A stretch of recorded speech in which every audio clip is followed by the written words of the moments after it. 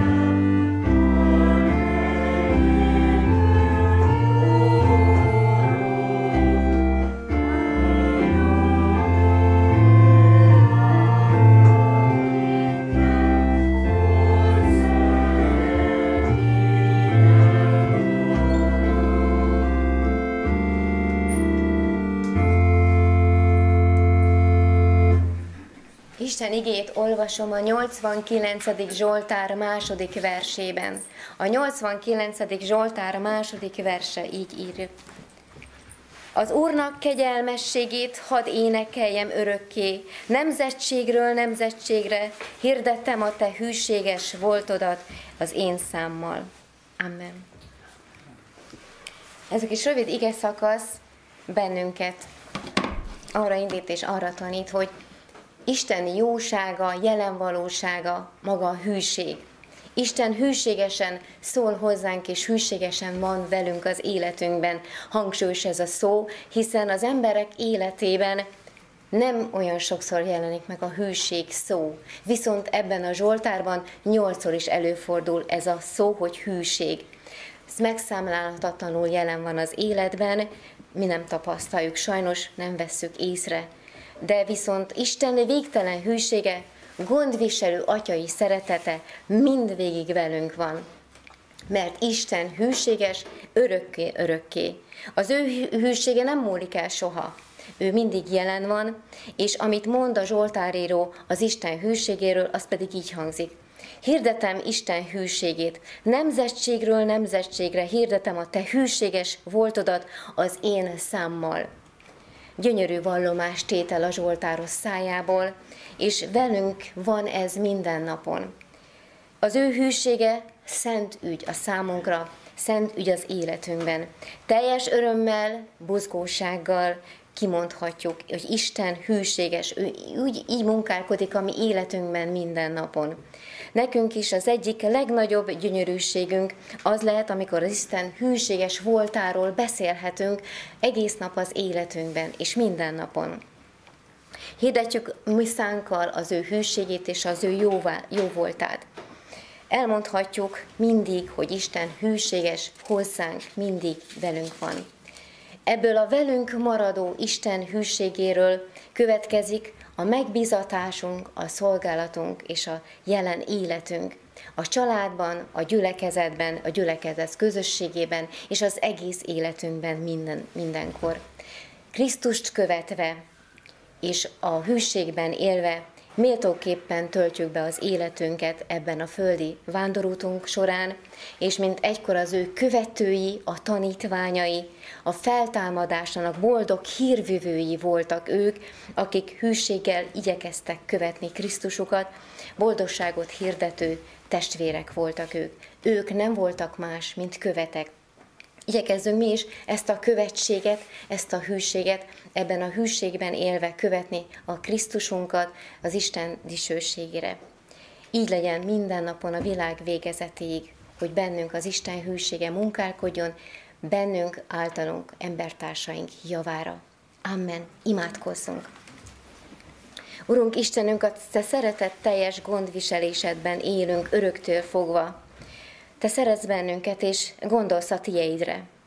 Azt gondolnánk, hogy Isten erőnk feletti úton vezet bennünket, de mint mennyei Atya nem helyez gyermekeire több terhet, mint amit el tudunk hordozni. Ha utunk különösen nehéz, szeretete, hűsége, külön kegyelmet, áldásokat, és azzal borít be bennünket. Segítségünkre van minden napon. Ezzel a biztatással, az ő hűségével és ezzel a bizalommal járjuk végig az utunkat. Fogadjuk el dicsőséges elhívásunkat, amelyet a mi Urunk Jézus Krisztus szerzett meg számunkra, hogy Istennek, a mennyei Atyának gyermekei lettünk, Krisztusban vetett hit által. Így legyen minden napon a világ végezetéig. Amen. Mondjuk el az Úrtól tanulni imádságot. Mi Atyánk, aki mennyekben vagy, szenteltessék meg a Te neved, jöjjön el a Te országod, legyen meg a Te akaratod, amint a mennyben, úgy a földön is. Ami mindennapi kenyerünket add meg nékünk ma, és bocsásd meg a mi vétkeinket, miképpen mi is megbocsátunk azoknak, akik ellenünk vétkeztek. És ne vigy minket kísértésbe, de szabadíts meg minket a gonosztól, mert tiéd az ország, és a hatalom, és a dicsőség mindörökké. Amen. Énekeljük a már megkezdett énekünket, a 395. dicséret 3. versét. A 3. vers így kezdődik: nevelj minket egyességre, mint Atyáttal egy Te vagy.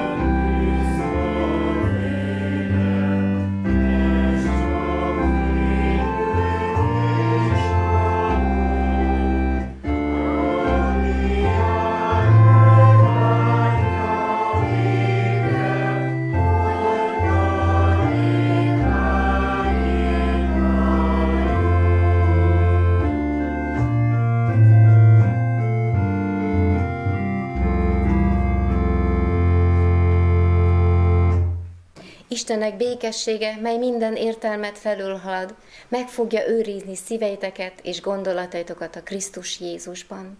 Amen. Kedves testvéreim, Isten iránti hálaadással köszönöm meg teológa gyakornokunknak, Schmidtnéki Juditnak köztünk végzett igei szolgáltát, áhítatát, és fiának Schmidt Dávidnak a kántorizálást, és szeretettel köszöntöm a testvéreket a II. Rákóczi Ferenc Szabad Egyetem tavaszi évad programjának megkésett, de késve bár, de törve nem, megtartatandó nyitó előadásán. Az előadás sorozat a tavaszi évad, legalábbis nagy magyar íróink, költőink kerek évfordulóhoz köthető felidézésében fog telni, és az első alkalom szükségképpen a Magyar Költészet Napja kapcsán József Attila emlékét idézi, de a felvezetőben nem csak egy József Attila közismert versmegyzenésítést fogunk hallani, hanem másoktól is hallhatunk megzenésített költeményeket más költőinktől. Így szeretettel köszöntöm körünkben Sárdi Barbarát, és fáradjatok előre, és lányát, Zsuskát. A Zsuska, a Zsuzsanna vagy Zsuzsa? Zsuskának hívom. Zsuskának. Igen. A művész neve Pap Zsuska. Igen, a művész neve Cserne, Pap Zsuzsanna Cserne. Pap Zsuzsanna Cserne, így van, aki egyéb iránt keresztlányom is, ugye, ő is fog itt egy számot énekelni, tekintettel arra, hogy nekik indul a vonatuk, és messzire mennek ugye Sopronba, ezért ők fognak először jönni, tehát nem váltakozva lesz megtartva a mai irodalmi zenéses, hanem előbb a zenés részt hallhatjuk, és azt követően pedig szeretettel köszöntöm körünkben Erdei József testvérünket, Józsikát, és ő fog nekünk szavalni. József Attila remek műveiből kapunk egy viszonylag széles tárház szerinti bemutatót. Hallgassák őket figyelemmel. Köszönjük. Egy olyan dallal nyitnám az estet, ami abszolút ehhez a helyszínhez köt engem. Itt volt az ős bemutatója 23 évvel ezelőtt. Vas Albert a Láthatatlan Lobogó című versét zenésítette meg Pap Gyula, és itt énekeltem először a Szabó Dezső Színházban a Bocskai István Szabad Egyetem műsora keretein belül, úgyhogy ezt fogadják szeretettel.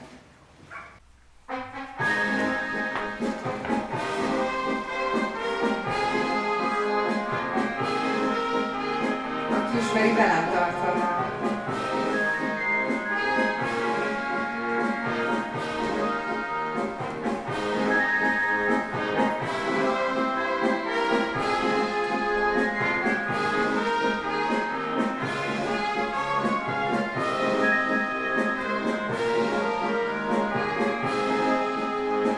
Gók hűséggel hordozom az úttal, az útokon, sem a vállam és sem a markom, de fogom, hiszem és megtartom, s fogcsikorgatva hirdetem, nem ér véget a küzdelem, mert valami még megmaradt. Körcsippasztja a margomat, és harcolom, végig harcolom, s a lobogot megmarkolom, megmarkolom, és nem hagyom, ha le is szakad a két karom, a két lábam térdig elkopik, de feljutok a csúcsokig, mert markomban még itt a szó, a láthatatlan lobogó. Erre kincsen fegyverem, magosba tartós lengetem, és véden foggal és körömmel, vadtüvel és ült örömmel, és mentem mindeneken által, indélből végső akarással, mert harcolom, végig harcolom, s a lobogot megmarkolom, megmarkolom, és nem hagyom, ha le is szakad a két karom, a két lábam térdig elkopik, de feljutok a csúcsokig. Dújt otthonom rég összedőlt, kifordult alólam a föld. Társaimat elsoroltam, s mögötte még a poklok, előtte vadsziklák merednek, de ne kívánok a meredeknek, mert élek még a tölten is, a vérben is, a bölcsben is, és harcolom, még harcolom. S a lovot megmarkolom,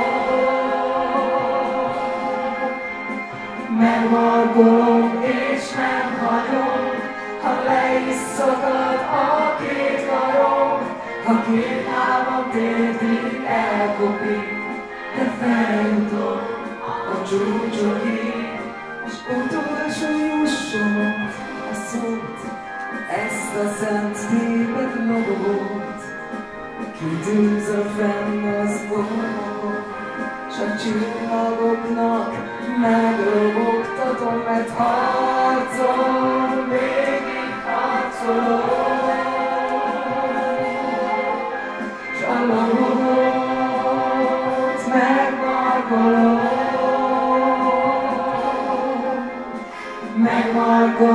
és nem hagyom, ha le is szakad a két karom, a két lábam térdig elkopik, de feljutok, de feljutok, de feljutok a csúcsokig.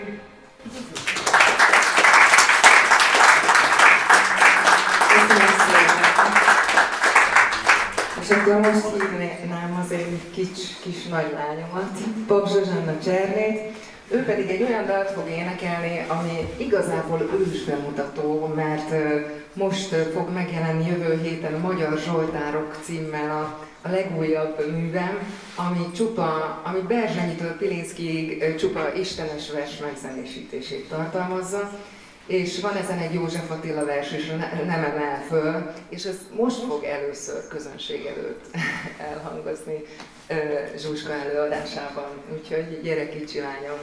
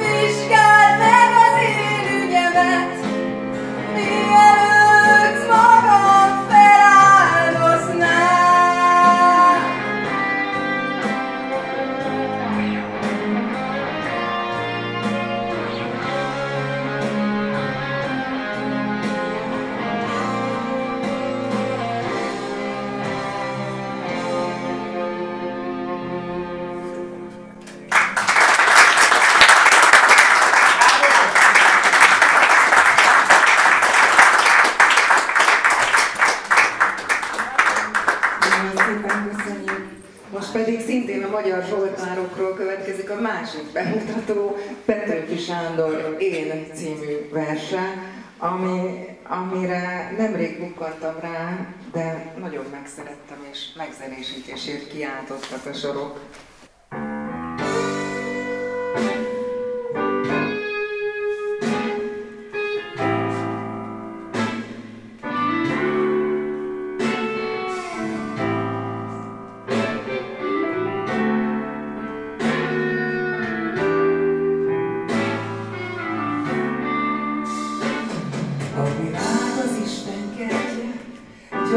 Virág, hogy tudti benne emberek. Én a kertnek egy kis magja, de az Úr, ha párton fogja benne jobb. Tán nem leszek tiszta ekebelnek mélyén, égi kézből vedd beléje lámpokat. És a lángok szűzenének, szent oltáról az erénynek el nem rólott szív alatt. Nem építek sors kegyére, tűrök, mit fejemre vérem. Jót, rosszat,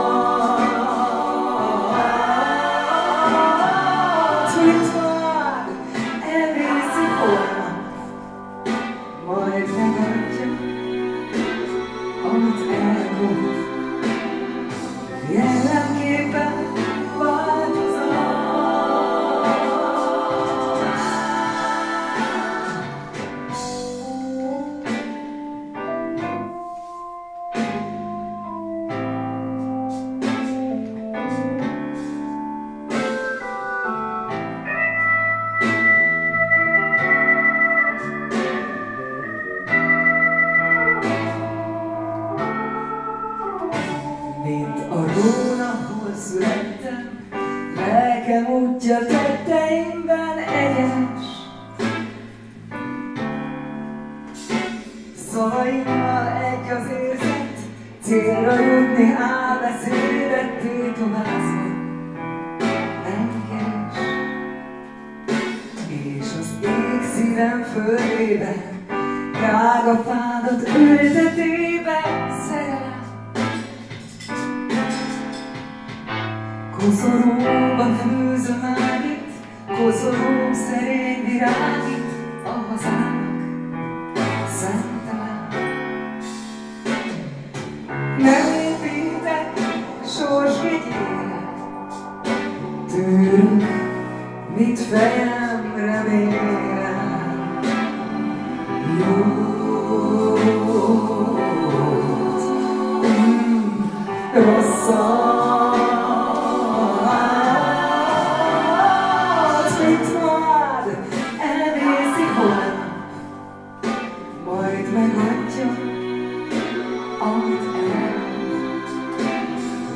jellemképpen változom.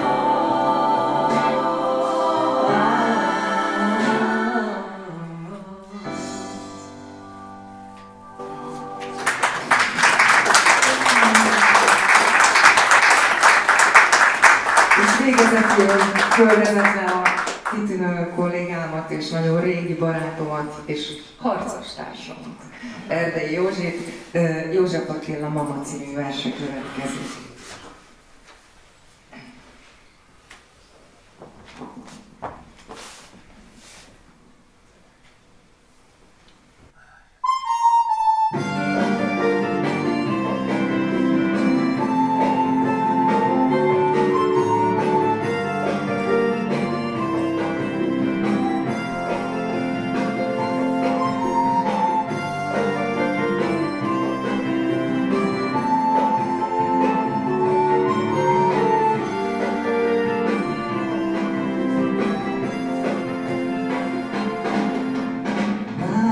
Hete csak önmagára gondolok, mindig meg megáll.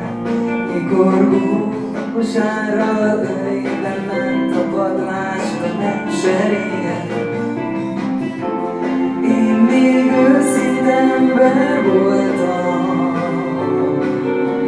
ordítottam, toborzékoltam. Hagyjad alatt ruhát vásra, engem vigyen föl a padlásra.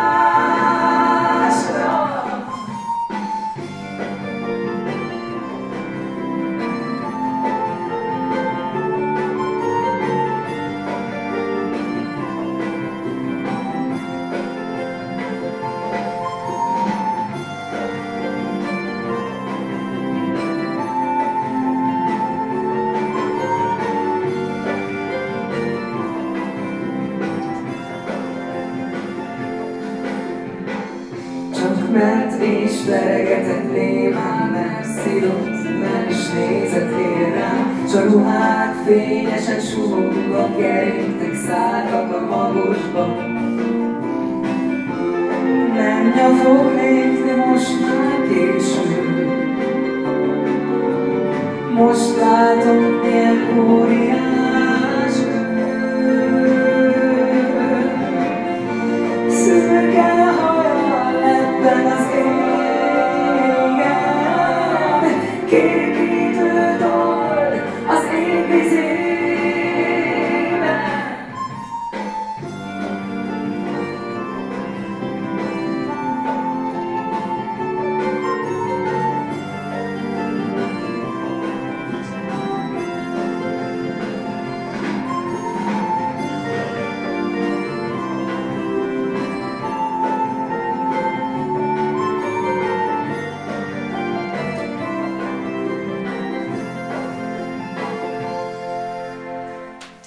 Nagyon szépen köszönöm. Köszönöm, hogy itt lehettem. További jó szórakozást kívánok.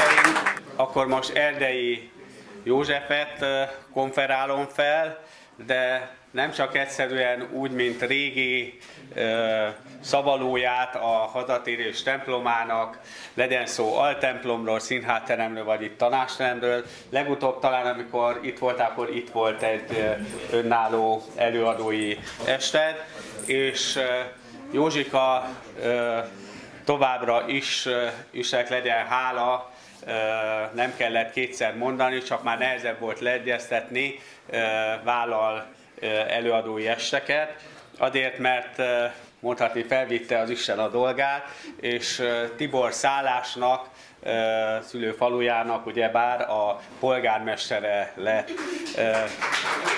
Gratulálunk!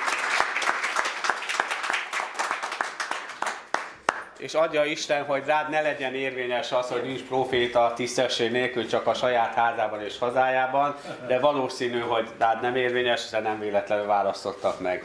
Most viszont nem ebbéli minőségében van itt, hanem előadó művészként. Hallgassuk Erdei Józsefet figyelemmel.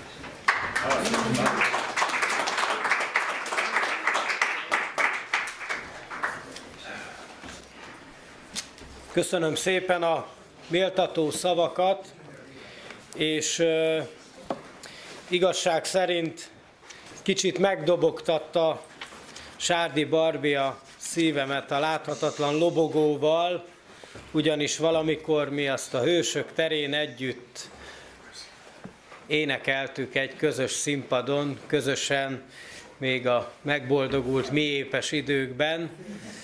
Ez mindenkori éneke volt az ottani gyülekezetnek, és a megzenésített József Attila vers, illetve a Petőfi vers is, illetve a Mama is igazság szerint mély érzéseket váltott ki belőlem.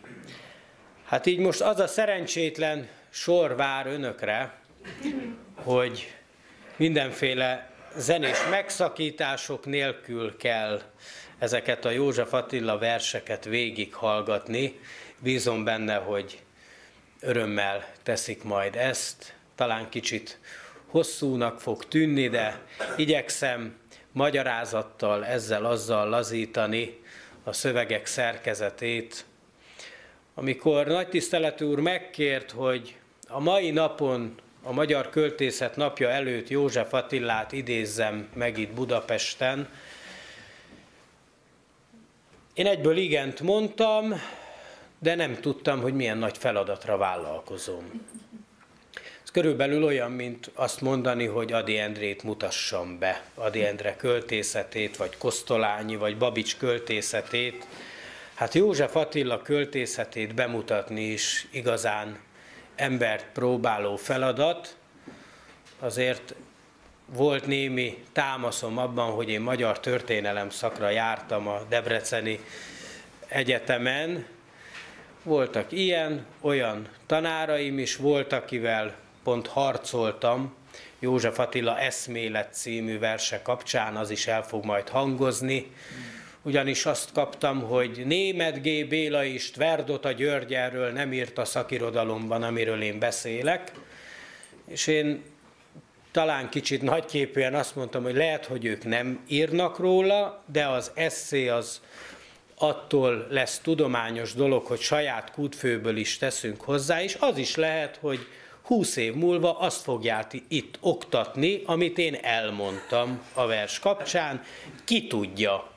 Amikor Ady Endréből írtam az Istenes Adyból a dolgozatomat, azt mondta az egyik akadémikus professzorom, Dobos István, hogy ja, a hegedűs püspök írásait veszem alapul, ő ebben nem tud, nem is akar beleszólni. Tehát ő akadémikusként azt mondta, hogy amit hegedűs püspök leír, ő abban nem okoskodik bele, és befogadta azt, amit én leírtam, vagy amiről én írtam, és ha látta, hogy Hegedűs Loránt a lábjegyzet, akkor ott már nem is kötözködött. Hogy idézzem meg József Attilát, hogy idézzem meg az ő korát? Lesznek áthallások napjaink és József Attila kora között. Ilyen az első vers is. Az a címe, csak egy kis zárójelbe tett, pont-pont-ponttal, le nem zárt félmondatként a címe, hogy Ó Európa! Ó Európa, hány határ!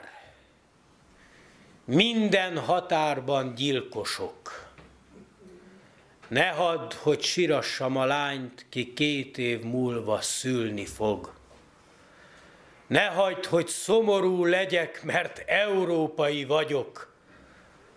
Szabad medvék komája én, szabadságtalan sorvadok. Verset írok, hogy szórakozz, s a tenger a hegyfokra jött, és egy terített asztal úszik valahol a fellegek között. Talán ez az Európa most is egy fellegek között úszó, terített asztalról álmodik. Kormeghatározás után jöjjön az én meghatározása. József Attila. Vidám és jó volt stánkonok, ha bántották vélt igazában. Szeretett enni, s egyben másban Istenhez is hasonlított. Egy zsidó orvostól kapott kabátot, és a rokonok úgy hívták, többit ne lássam. A görög-keleti vallásban nyugalmat nem lelt, csak papot. Országos volt a pusztulásban, no de hát, ne búsuljatok. József Attila olyan elegánsan tudja leírni a saját nyomorát. Ezzel kapcsolatban sok tanulnivalónk lehetne tőle. Kegyelemről beszélt nagytiszteletű asszony. a kegyelem elfogadásáról, várásáról, a bizakodásról a kegyelemben. Hát mi volt József Attila élete, ha nem egy ilyen kegyelemben való szüntelen bizalom, még akkor is, ha proletár költővé avanzsálták. Neki is meg kellett írni a verseit. Igaz, ilyenkor én Adival mindig párba veszem, mert Adinak is meg kellett írni a verseit a rendszerhez, de amíg Ady Endre a New York kávézóban múlatta az idejét, addig József Attilának repett kályháján macska ült. József Attila valóban a mély nemzeti nyomor költője. És mint ahogy Ady is megjárta a mély nemzeti nyomort, a poklokat kis segítséggel, József Attila eleve elrendelve ott élt, és onnan írta szebbnél szebb verseit. Nincsen apám, se anyám, se Istenem, se hazám, se bölcsőm, se szemfedőm, se csókom, se szeretőm. Harmadnapja nem eszek se sokat, se keveset, 20 esztendőm hatalom, 20 esztendőm eladom. Hogyha nem kell senkinek, hát az ördög veszi meg, tiszta szívvel betörök, ha kell, embert is ölök. Elfognak és felkötnek, és áldott földdel elfödnek, és halált hozó fűterem gyönyörű szép szívemen.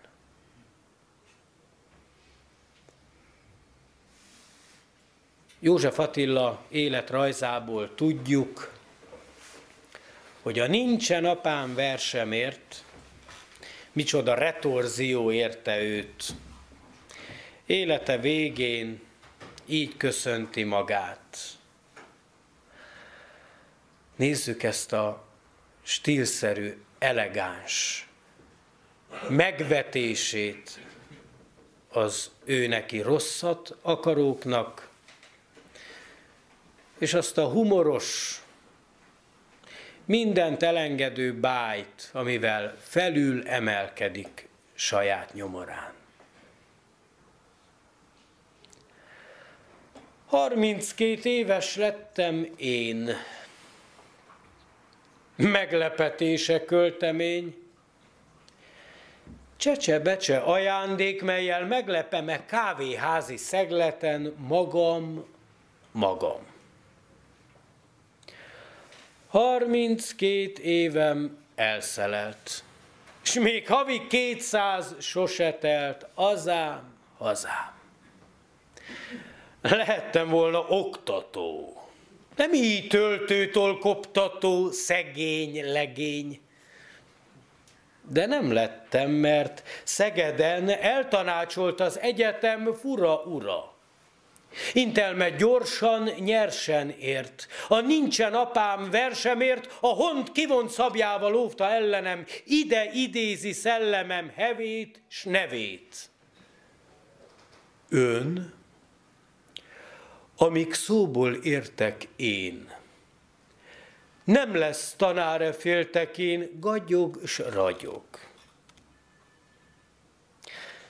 Ha örül Horger Antal úr, hogy költőnk nem nyelvtant tanul, seké-eké.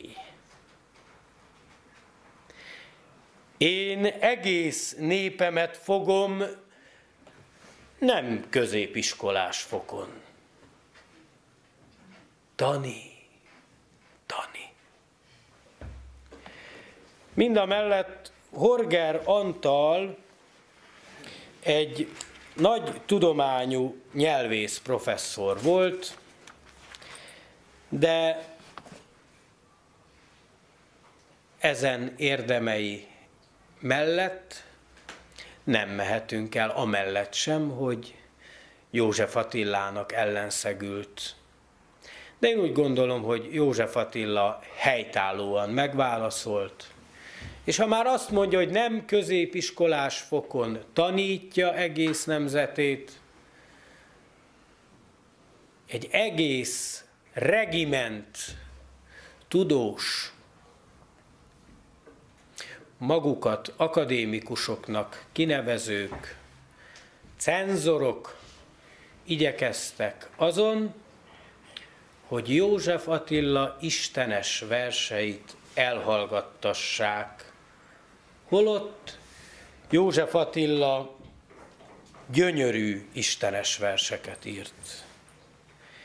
Istenem! Dolgaim elől rejtegetlek. Istenem, én nagyon szeretlek. Ha rikkancs volna mesterséged, segítnék kiabálni néked. És ha meg szántóvető lennél, segítnék akkor is mindennél. A lovaidat is szeretném, és szépen, okosan vezetném. Vagy inkább eke szarvat fogva szántanék én is a nyomodba, a székre vigyáznék, hogy ottan a vasat még mélyebbre nyomjam. Ha csősz volnál, hogy óvd a sarjat, én hajtanám a fele varjat, és bármi eféle volna munkád, vélem azt soha meg nem unnád. Ha nevetnél, én is örülnék, vacsora után melléd ülnék, pipámat egy kicsit elkérnéd, és én hosszan mindent elmesélnék. Ez az Isten utáni vágyakozás, amely József Attila egész életét meghatározta, még ha a már idézett elvtársak szerettek erről hallgatni is, a már énekben, dalban beidézett versben is így hangzik. Az Isten hiány érzete, a kozmikus magány érzete, amely végig kíséri József Attila szociografikus és istenes költészetét is. De a tudása annak, hogy van egy nagyobb erő, azt nem tudták tőle elvenni. Nem emel föl már senki sem. Belenehezültem a sárba. Fogadj fiaddá, Istenem, hogy ne legyek kegyetlen árva. Fogj össze formáló alak, amire kényszerítnek engem, hogy valljalak, tagadjalak. Segíts meg mindkét szükségemben. Tudod, szívem, mi kisgyerek, ne viszonozd a tagadásom, ne vakítsd meg a lelkemet, néha engedd, hogy mennybe lásson. Kinek mindegy volt már a kín, hisz gondjait magamra vettem, az árnyék világ árkain most már te őrködj én felettem. Ínsd meg mind, kiket szeretek, hogy legyenek jobb szívvel hozzám. Vizsgáld meg az én ügyemet, mielőtt magam feláldoznám.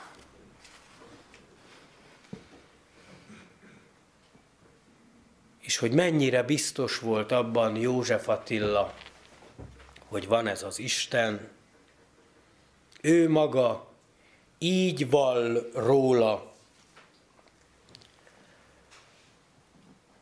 Az Isten itt állt a hátam mögött, és én megkerültem érte a világot. 4 kézláb másztam. Álló Istenem lenézett rám, és nem emelt föl engem. Ez a szabadság adta értenem, hogy lesz még erő lábra állni bennem. Úgy segített, hogy nem segíthetett. Lehetett láng, de nem lehetett hamva. Ahány igazság, annyi szeretet úgy van velem, hogy itt hagyott magamra. Gyönge a testem, óvja félelem, de én a párom mosolyogva várom, mert én velem a hűség van jelen az üres űrben tátongó világban. Ez az üres űr, ami végig kíséri József Attila költészetét, csodálatosan jelen van több versében. A kozmikus magányt megtestesítve, akkor azt írja, hogy a semmi ágán ül szívem, kis teste hangtalan vacog, köréje gyűlnek szelíden, s nézik a csillagok. Ha már csillagokról és vasról, ami végig kíséri József Attila költészetét, beszélek, következzék az eszmélet. A 12 önállóan is helytálló vers, ami miatt Szirák Péter docens úrral megvívtam, mert én arról beszéltem, amiről Németh G. Béla és Tverdota György nem írt, hogy az alulról fölfelé figyelő költő, mintha Kosztolányi hajnali részegsége jelenne meg, aki a boldogságtól föl kiabál, 50 év elteltével, hogy az égbe bál van. De Kosztolányi a Logodi utcáról néz ki az ablakon, ugye? Nem mindegy, hogy a teherpálya udvaron úgy lapulok a fatövéhez, mint egy darab csönd, vagy a 40 cigaretta, meg a fekete izgatta szívem, és kinézek az ablakon, és meglátom, hogy odafönn bál van. Mind a kettő csodás dolog, de József Attila végig lebegteti a kérdést, hogy mi az, ami elválaszt engem a csillagoktól. A vas, a rács. Miből készül a fegyver? Fémből. Minek is kell fegyvert veretni belőled? Arany, öntudat. Amikor az aranyat, a csillagok fényét leszállítjuk a földre, és fegyvert csinálunk az arany öntudatból. Erről ír József Attila. És amikor Nagy Lazán azt mondtam, hogy a disznó hasonlat, mert láttam a boldogságot én, és a tanár úr nekem áll, hogy hát József Attila nem írta le, hogy az egy disznó, de majd a versből kiderül, mert a disznónak ugye nincsenek pihéi. De én föltételeztem, hogy a tanár úr látott már nyári napnak alkonyulatánál dagonyázó, teszem azt, mangalicát, amint az ott nyugodtan fekszik a sárban, a dagonyában, figyel, és ahogy a nap megcsillan a kis szőrein, olyan, mintha pihéi lennének annak a jószágnak. Volt olyan kartársam az egyetemen, aki azt mondta, hogy hát biztos azért írt ilyet József Attila, mert éhes volt. Hát ha József Attila éhes, akkor azt mondja, hogy amikor hidak robbannak a szegény emberekben, ó barátaim, 7 napja nem ettem. Következzék az eszmélet. Figyeljünk a fémekre, a csillagokra és a disznóra. Földtől eloldja az eget a hajnal, és tiszta lágy szavára a bogarak, a gyerekek kipörögnek a napvilágra. A levegőben semmi pára, a csilló könnyűség lebeg. Az éjjel rászálltak a fákra, mint kis lepkék a levelek. Kék, piros, sárga összekent képeket láttam álmaimban, és úgy éreztem, ez a rend.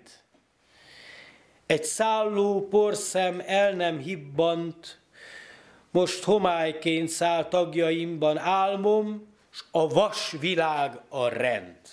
Nappal hold kél bennem, s ha kint van éj, egy nap süt ideben. Sovány vagyok.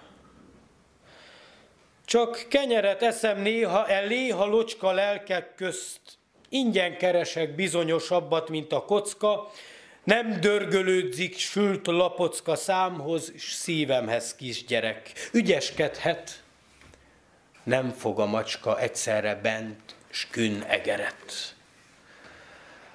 Akár egy halom hasított fa, hever egymáson a világ, szorítja, nyomja, összefogja egyik dolog a másikás, így mindenig determinált, csak ami nincs, annak van bokra, csak ami lesz, az a virág, ami van, széthull darabokra. A teherpálya udvaron úgy lapultam a fatövéhez, mint egy darab csend. Szürke gyomért számhoz, nyers, különös, édes. Holtan lestem az őrt, mit érez, s a hallgatag vagónokon árnyát, mely ráugrott a fényes, harmatos szénre. Ím itt a szenvedés belül, ám ott kívül a magyarázat. Hogy olvasod le emberül, ha tagjait citeráznak? Rab vagy, amíg a szíved lázad, úgy szabadulsz, ha kényedül, nem raksz magadnak olyan házat, melybe házi úr települ. Én fölnéztem az est alól az egek fogaskerekére, csilló véletlen szálaiból törvényt szőtt a múlt szövőszéke, és megint fölnéztem az égre álmaim gőzei alól, s láttam a törvény szövedéke megint fölsejlik valahol. Fülelt a csend. Egyet ütött. Fölkereshetnéd ifjúságod, nyírkos cellafalak között képzelhetsz egy kis szabadságot, gondoltam. S hát amint fölállok, a csillagok, a göncölök úgy fénylenek fönn, mint a rácsok a hallgatak cella fölött. Hallottam sírni a vasat, hallottam az esőt nevetni, láttam, ahogy a múlt meghasadt, s csak képzetet lehet feledni, s nem tudok más csak feledni, görnyedve terheim alatt, minek is kell fegyvert veretni belőled, arany öntudat. Az meglett ember, akinek szívében nincs se anyja, apja, ki tudja, hogy az életet halálra ráadásul kapja, s mint talált tárgyat visszaadja bármikor, ezért őrzi meg. Ki nem istene és nem apja, sem magának, se senkinek. Láttam a boldogságot én, lágy volt szőke és másfél mázsa. Az udvar szigorú gyöpén imbolygott göndör mosolygása, ledőlt a puha lany tócsába, hunyorgott, röffent még felém. Ma is látom, mi tétovázva babrált pihéi közt a fény.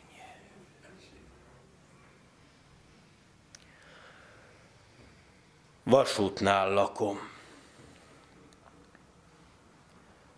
Erre sok vonat jön-megy, és elnézem, hogy szállnak fényes ablakok a lengedező szösz sötétben. Így iramlanak örök ében kivilágított nappalok,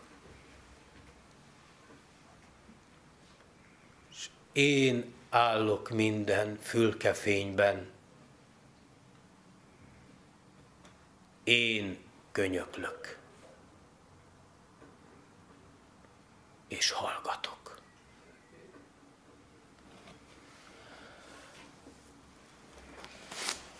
Ugye, hogy összeáll a kép? Hogy az arany öntudatot mennyire le tudjuk szállítani. Ó, Európa hány határszintjére?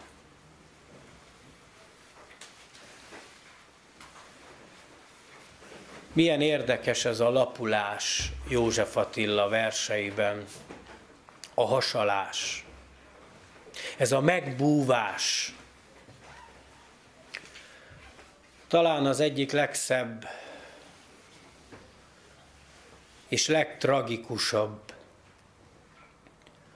anyát sirató verset. Ez a háborús időkben az anyának haza ételt lopó gyermek verse. Visszatérve, amíg mások a Logodi utcán tapasztalták meg az Istent, vagy a New York kávéházban, addig József Attilának vonattetőn hasalva, krumplit és kölest lopva kellett ezt megtapasztalni.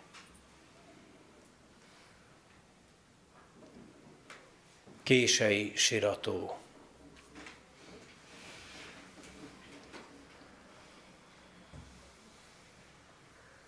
36 fokos lázban égek mindig.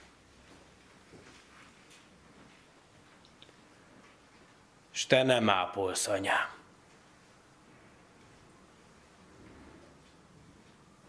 Mint lenge könnyű lány, ha odaintik,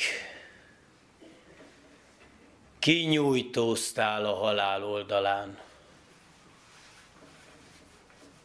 Lágy őszi tájból és sok kedves nőből próbállak összeállítani téged, de nem futja már, látom, az időből. A tömény tűz elégett. Utoljára szabadszállásra mentem, a hadak vége volt, s az összekuszálódott Budapesten kenyér nélkül üresen állt a bolt. A vonattetőn hasaltam keresztben, hoztam krumplit, a zsákban köles volt már, neked én konok csirkét is szereztem. S te már sehol se voltál. Tőlem elvetted, kukacoknak adtad édes emlőt s magad, vigasztaltad lelked, s pirongattad, lám, család, hazug volt kedves szavad. Levesem hűtötted, fújtad, kavartad, mondtad, egyél, nekem nősz nagyra szentem, most zsíros nyírkot kóstol üres ajkad, félrevezettél engem, ettelek volna meg, te vacsorádat hoztad el, kértem én? Miért görbítetted mosásnak a hátad, hogy egyengesd egy láda fenekén? Lásd, örülnék, ha megvernél még egyszer, boldoggá tenne most, mert visszavágnék. haszontalan vagy, nem lenni igyekszel, és mindent elrontsz. Te árnyék!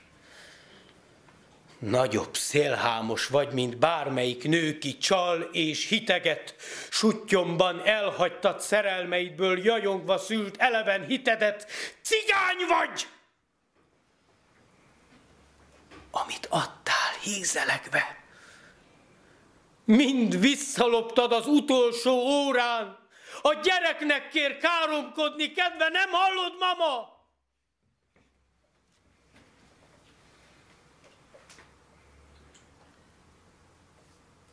Szólj rám.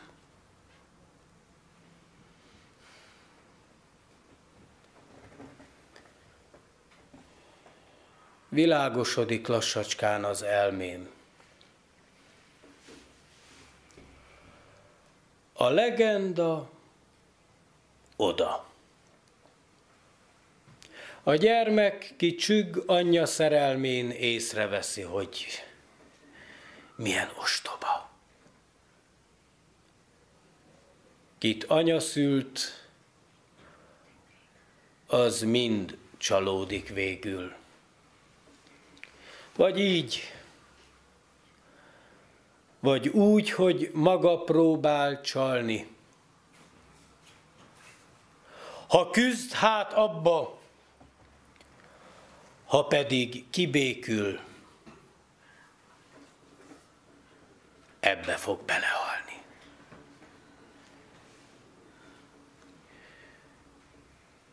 És József Attila hányattatott gyermekkora és ifjúkora egy hatalmas nagy árban, ha úgy tetszik, Proust à la recherche, az idő árjában ölelkezik össze.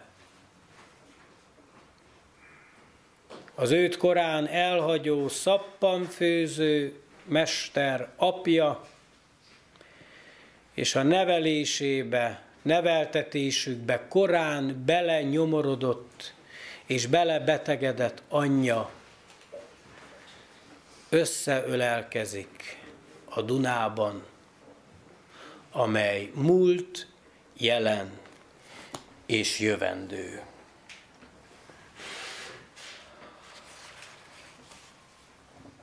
A rakodó part alsó kövén ültem. Néztem, hogy úszik el a dinnyehé. Alig hallottam, sorsomba merülten, hogy fecseg a felszín, hallgat a mély. Mintha szívemből folyt volna tova, zavaros, bölcs és nagy volt a Duna. Mint az izmok, ha dolgozik az ember, reszel, kalapál, vályogot vet, ás, úgy feszült, úgy pattant, úgy ernyedett el minden hullám és minden mozdulás. És mint édesanyám ringatott, mesélt, és mosta a város minden szennyesét. És elkezdett az eső cseperészni. De mintha mindegy volna, el is állt. És mégis, mint aki barlangból nézi a hosszú esőt, néztem a határt. Egykedvű, örök eső módra hult, színtelenül. Mi tarka volt, a múlt. A Duna csak folyt, és mint a termékeny, másra gondoló anyának ölén a kisgyermek, úgy játszadoztak szépen, és nevetgéltek a habok felém. Az idő árján úgy remegtek ők, mint sírköves, dülöngő temetők. Én úgy vagyok, hogy már 100 000 éve nézem, amit meglátok hirtelen. Egy pillanat, kész az idő egész, amit 100 000 ős szemlélget velem. Látom, mit ők nem láttak, mert kapáltak, öltek, öleltek, tették, ami kell. És ők látják azt, az anyagban leszálltak, mit én nem látok, ha vallani kell. Tudunk egymásról, mint öröm és bánat, enyém a múlt és övék a jelen, verset írunk, ők fogják ceruzámat, és én érzem őket. És emlékezem. Az anyám Kun volt. Az apám félig székely, félig román, vagy tán egészen az. Anyám szájából édes volt az étel, apám szájából szép volt az igaz. Mikor mozdulok, ők ölelik egymást. Elszomorodom néha emiatt, ez az elmúlás. Ebből vagyok. Meglásd, ha majd nem leszünk. Megszólítanak. Megszólítanak, mert ők én vagyok már. Gyenge létemre így vagyok erős. Ki emlékszem, hogy több vagyok a soknál, mert az ős sejtig vagyok minden ős. Az ős vagyok, mely sokasodni foszlik. Apám s anyámmá válok boldogon, s apám, anyám maga is ketté oszlik, s én lelkes egyé így szaporodom. A világ vagyok, minden, ami volt, van, a sok nemzetség, mely egymásra tör, a honfoglalók győznek velem holtan, s a meghódoltak kínja meggyötör. Árpád és Zalán, Verbőci és Dózsa, török, tatár, tót, román kavarog e szívben, melyen múltnak már adós a szelíd jövővel. Mai magyarok.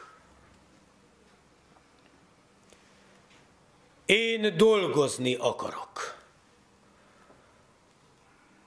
Elegendő harc, hogy a múltat be kell vallani. A Dunának, mely múlt, jelen s jövendő egymást ölelik lágy hullámai. A harcot, amelyet őseink vívtak, békévé oldja az emlékezés. És rendezni végre közös dolgainkat. Ez a mi munkánk, és nem is kevés. József Attila Rorschach tesztjei idővel bebizonyították, hogy nem volt beteg. Le is írta, hogy tudomása van arról, hogy romlott kölkökre lelt pszichoanalízisében, nem segítségben. Embert hívott, ha nincsen Isten.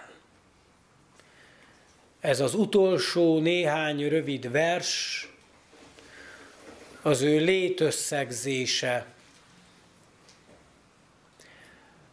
a nyomornak a már többször említett elegáns és magasztos elfogadása. Annak a József Attilának, akinek a nevelőszülei azt mesélték be, hogy nincs is ilyen név, hogy Attila.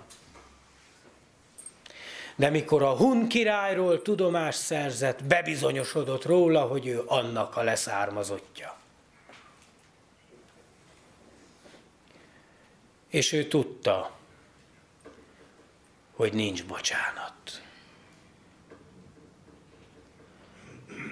Tudod, hogy nincs bocsánat, hiába hát a bánat. Légy, ami lennél férfi, a fű kinő utánad. A bűn az nem lesz könnyebb, hiába hull a könnyed, s hogy bizonyság vagy erre, legalább azt köszönjed. Ne vádolj, ne fogadkozz, ne légy komisz magadhoz, ne hódolj és ne hódíts, ne csatlakozz a hadhoz. Maradj fölöslegesnek, a titkokat ne lesd meg, s ezt az emberiséget, hisz ember vagy, ne vesd meg. Emlékezz, hogy hörögtél, s hiába könyörögtél, hamis tanúvá lettél saját igaz pörödnél. Atyát hívtál elesten, embert, ha nincsen Isten, s romlott kölkökre leltél pszichoanalízisben. Hittél a könnyű szóknak, fizetett pártfogóknak, s lásd, soha senki nem mondta, hogy te jó vagy. Megcsaltak, úgy szerettek, csaltál, s így nem szerethetsz. Most hát a töltött fegyvert szorítsd üres szívedhez, vagy vess el minden elvet, s még remélj hű szerelmet, hisz, mint a kutya hinnél abban, ki bízna benned. Tudod, hogy nincs bocsánat, hiába hát a bánat. Légy, ami lennél, férfi. A fű kinő utánad. A záró versek pedig az életművének valóban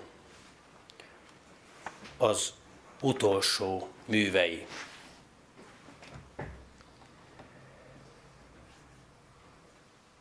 Karóval jöttél, nem virággal. Feleseltél a más világgal, aranyat ígértél nagy zsákkal anyádnak, és most itt csücsülsz, mint fák tövén a bolond gomba. Így van rád, akinek van gondja, be vagy zárva a 7 toronyba, és már sohasem menekülsz. Tejfoggal kőbe miért haraptál? Miért siettél, hogyha elmaradtál?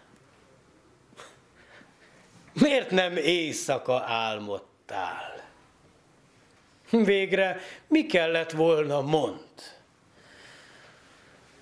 Magadat mindig kitakartad, sebedet mindig eltakartad, híres vagy, hogyha ezt akartad.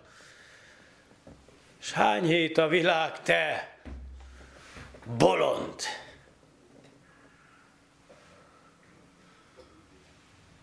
Szerettél. Magához kifűzött. Bújdokoltál? Vajon kiűzött? Győzd, ami volt, hogyha győzött, se késed nincs, se kenyered. Be vagy a 7 toronyba zárva, örülj, ha jut tüzelőfára. Örülj! Itt van egy puha párna. Hajtsd le szépen a fejedet.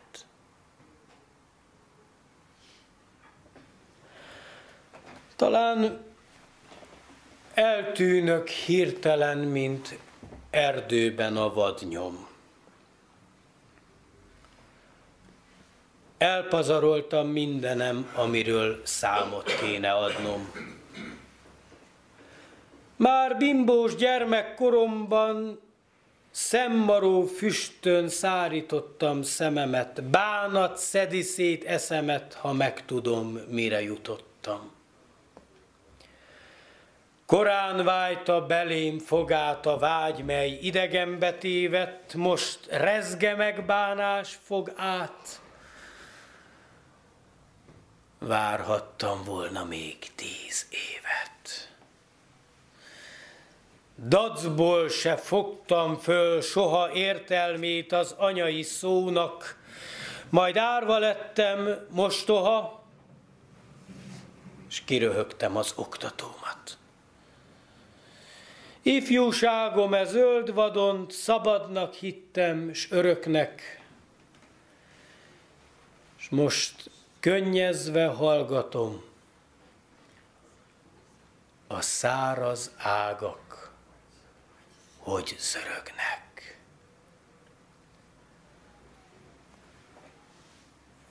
Íme hát megleltem hazámat, a földet, ahol nevemet hibátlanul írják fölébem, ha eltemet, ki eltemet. E föld befogad, mint a persely, mert nem kell mi sajnálatos, a háborúból visszamaradt 20 filléres, a vashatos, sem a vasgyűrű, melybe vésve a szép szó áll, hogy új világ, jobb, föld. Törvényünk háborús még, s szebbek az aranykarikák. Egyedül voltam én sokáig, majd eljöttek hozzám sokan. Magad vagy, mondták, bár velük voltam volna én boldogan. Így éltem, s voltam én hiába, megállapíthatom magam. Bolondot játszottak velem, s már a halálom is hasztalan.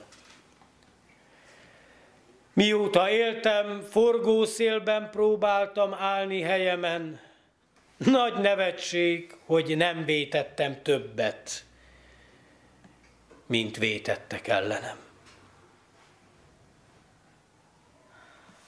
Szép a tavasz, szép a nyár is, de szebb az ősz, s legszebb a tél annak, ki tűz helyett családot már végképp másoknak remél. És zárásként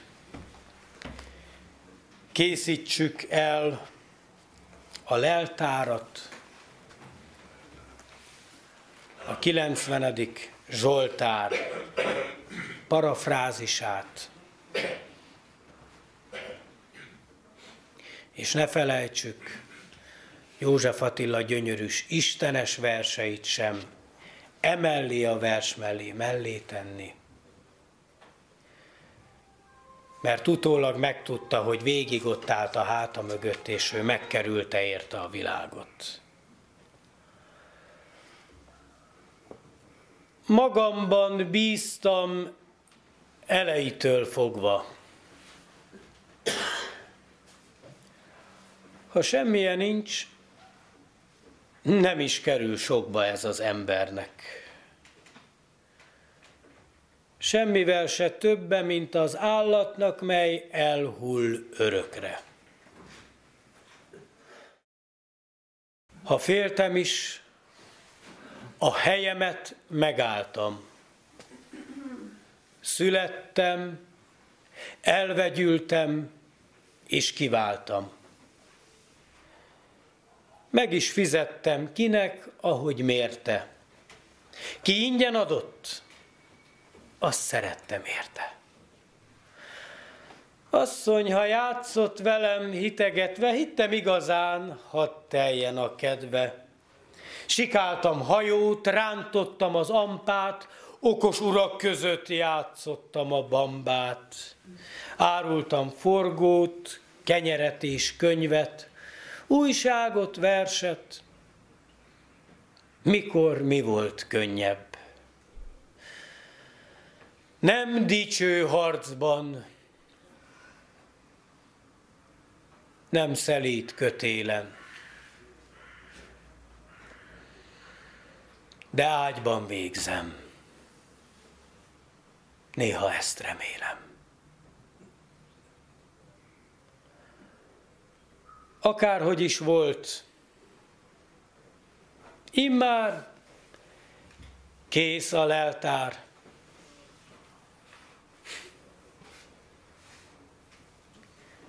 Éltem.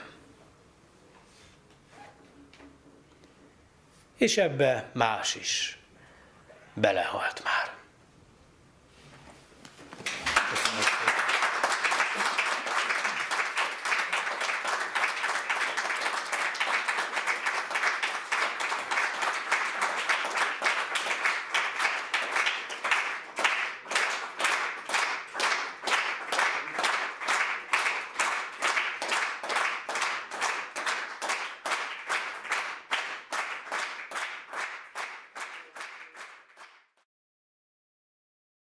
Nem tudom, mert későn tudtam csak érkezni, hogy a szépségkoldusát azt elmondta. A Sugár Rezső megzenésítette, sajnos nem tudok egyszerre zongorázni is, meg ezt énekelni. Ez egy 20. századi, hát mi más lenne, mikor Józsefat is az volt, megzenésítése ennek a érdekes és szép versnek, melyet 1922. novemberében írt József Attila. Zordon szépség, trónusodhoz jöttem, búskoldusod, ki elfáradt szegény, vérrózsák nyíltak, lábon vakein, de trónusodhoz mégis elvetődtem. Ó, zordon szépség, mosolyogsz fölöttem, s hallgatva ülsz a dús élethegyén. Egy ájult lelket hoztam az enyém, és fölajánlom néked, összetörtem. Örökkön verten mákonyos varázsod, mostoly hideg, mint néma mosolygásod. Várna rea, száz büszke fiadal.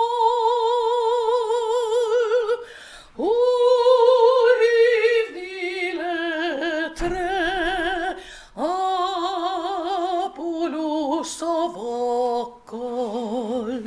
illesd meg homlokát meleg ajakkal. Ó, szépség, nézz rá, olyan fiatal.